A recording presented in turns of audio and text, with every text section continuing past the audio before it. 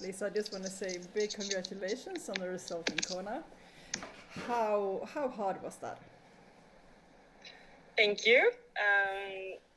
I'm not sure if fun is the right word for something like this. Of course, like afterwards, you forget really quickly, and it's like, yeah, that was an amazing day. But there were parts that were really fun and exciting, and I walked into it feeling super eager to race, and like in a very positive way, just to be there and to explore what it was all about after having heard about it for so many years. And then it was fun until the part when you start running, and then the reality kind of comes knocking on the door, and it starts to be this big fight. And still within that, it's a weird feeling, because it's still enjoyable, but it's also so painful at the same very time. I understand. Actually, the question was how hard it was. How hard? Sorry, I thought you said how fun it was. Being in the car on the other side of the world, I understand you. But you did answer, that as well. I think. Then my next question would be: did you deserve those 5 minutes in the penalty tent? Of course, I don't think I deserved them. I'm sure the judge thought I deserved them, but there's been quite a few discussions between us afterwards, and she thought a lot of athletes did deserve a 5-minute penalty. At some point, we were 3 athletes in the tent in Hawi, and watching the men's race yesterday, I think there were 5 of them in the first penalty tent, and then they keep giving away the penalties. From like my previous experience, I've been watching a lot of races where I think there are, like, you're looking for, like, where are the referees? There needs to be a referee here because there needs to be some penalties handing out. And watching the men's race, which is easy to comment on because I was on the outside watching what it looked like from the TV camera, I think everyone tried really hard. And obviously they seen us, so they knew, like, okay, we need to be riding fair and keeping the distance. And I think they all did a great job. And still there were, like, penalties coming flying down from them. And in my opinion, it destroys the race because you take out some key athletes, and a lot of the athletes in the men's race were like the strong riders on the bike, the ones who goes out and create races from the bike. It's not the drafters, it's like the ones who normally leads any single Ironman they are in when it's a smaller field. And you get this stacked field, and athletes are going to be a lot of strong riders together, and you're going to have to be behind someone. If you get a small uphill, it's super easy because the first person slows down, the second person comes with a higher speed, and it's going to come into that person's space before you slow down into the hill. And I think there were like way too many penalties going on, and a lot of them weren't deserved. I think also there should be warnings before, or like if they're going to be super hard, maybe just to make that clear, like, you are on the ribbit here, and like you have to be like super careful in the future. They also gave out penalties for dropping bottles, like one of the girls in the tent in Hawi with me, because they're giving those like Gatorade or water bottles that are not bike bottles. They are like the normal ones you buy from 7-Eleven. And then you have this downhill when you come at 65, 70 k's per hour, and it's quite like a bumpy downhill. So both her bottles just shot out of the bottle cages, and she got a penalty, a littering penalty. And that's also like, if the organizer can't give you better bottles and they don't stay there when you ride at a race speed, I don't think it's a deserved penalty. I hear you. Yeah. But how hard was it to sit there, like mentally? Sit there for 5 minutes to watch the clock ticking, see their competitors ride past? It's like, if you try to like start the clock and you stay there for 5 minutes, it's such a long time. Like if you ask your friend to run away and you give them a 5-minute advantage, it's like endless. So I was standing there and you watch like the second. So actually I attacked before, so when I knew I had it and I knew it wasn't that far to Hawi, I attacked to start to like build up a gap from behind. So then that's a gap that I don't have to ride in after the penalty. So I think I got like maybe 30 seconds or 40 seconds. And then I missed the aid station, so I didn't have a lot of water. So I was standing there like, I missed an aid station. I have nothing to do now for 5 minutes. But in one way, it also changed the race to the positive for me.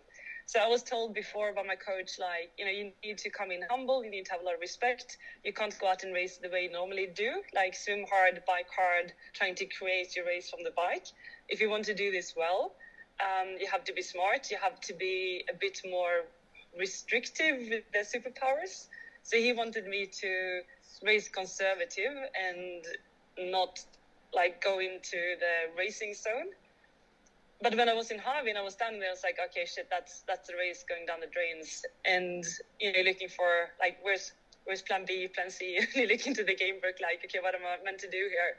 And I figured, like, if I would come back and be proud with this race, I would have to try to get back into the race, which meant riding hard.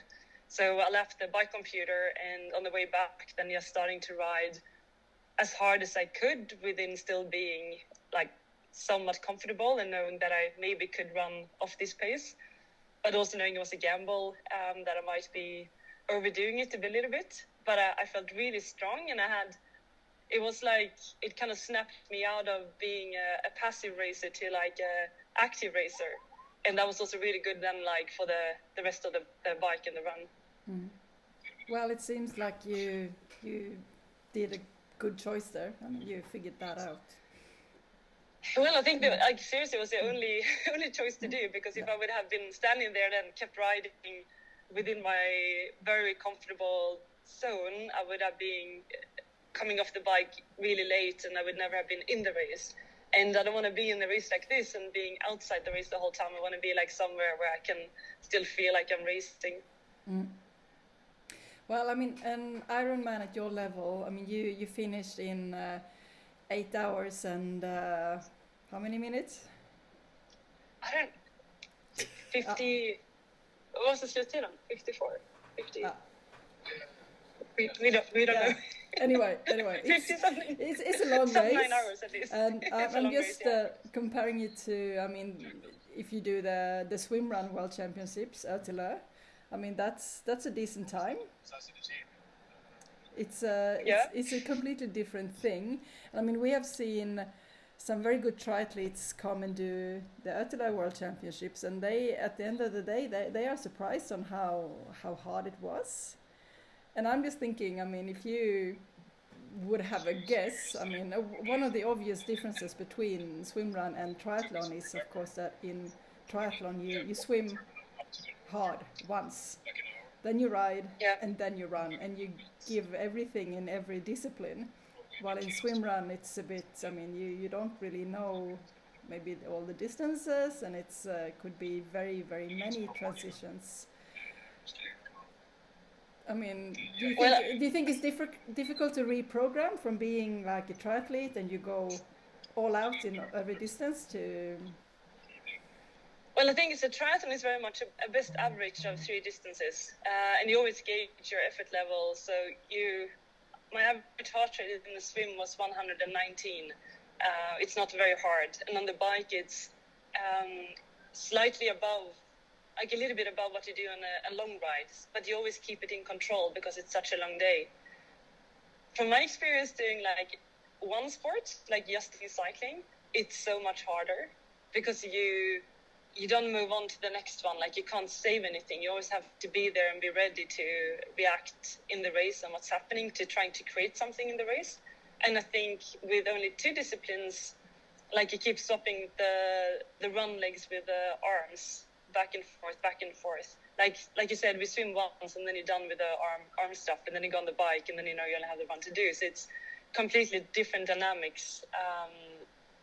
And I also think the terrain makes it so much more, at least for me, like when when new stuff is happening the whole time and you have to react and it's like not steady, then it's harder for me. So if you always have like small ups and downs, you have stones, you have rocks, and you have to like react, that also takes a lot of energy. Here, like the Queen K, there's nothing to react. Like it's a long, it's like running on a treadmill, like looking into a wall, basically. So I think that's like the biggest differences. It's not fun. It's definitely like it's anything but fun. So I like, and definitely like the 2 distances and keep swapping them over is definitely going to make it harder. and you need to be more like on your toes the whole time in navigation, the trails. So the concentration level is like way up. Here, like you can basically switch your brain off at some parts and just trying to like make sure your legs are moving over. Did you try Swimrun? No, not yet. I've been trying to try a few times, but I never got that far. Well, is it about time then? Now, do you think? So, like to be really honest, it's also like a financial aspect to it. So being a professional making a living from it, I make good money from triathlon, and I have, you know, the prize money, the bonuses, the contracts, they all pay me to do triathlon. Even if I would win the RTR, it's not that much money. So swimrun is like still something that would be a fun thing for me, but it also comes then with a risk because it's terrain, it's rocks. If I destroy my knee or if something happens, that means I can't make money from triathlon. And I had enough of normal injuries to know the risk. And if you sit out a few races where you can't make money, especially at my age, like you don't get that many more opportunities. So it's something that I really, really like to do, but I always have to be thinking twice of the decisions in what it means for my career and for my work part of the sport. Of course. Of course, I hear you. Do you have what's the next goal now? So the only races I've done this year has been like World Championship races.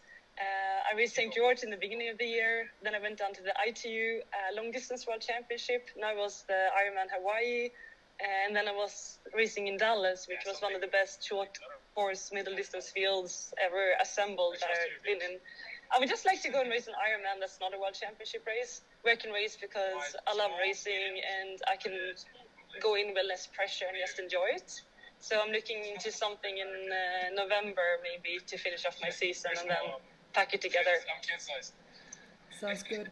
And now you're going to do what? You're on the way to... We're going on a boat trip to swim with dolphins. That sounds nice. It's a tough life here in Hawaii. Yeah, I understand. Well, you know, have some we're good... traveling home tomorrow, so I think today is the last time to like really enjoy the ocean and the like amazing, beautiful waters. If you ever like put on a swimrun race here, I put my name down for it for sure. Okay. Because these are like the 28 degrees waters every day. Sounds all right. Well, have some good recovery time, and well, we'll see you around. Thanks for taking the time, Lisa. Super, thank you so much. Yeah. I will see you at the swimrun race sometime soon, I promise. I will do it. We'll hold you to that, you know that. Thank you. Yeah. Bye-bye. Ciao.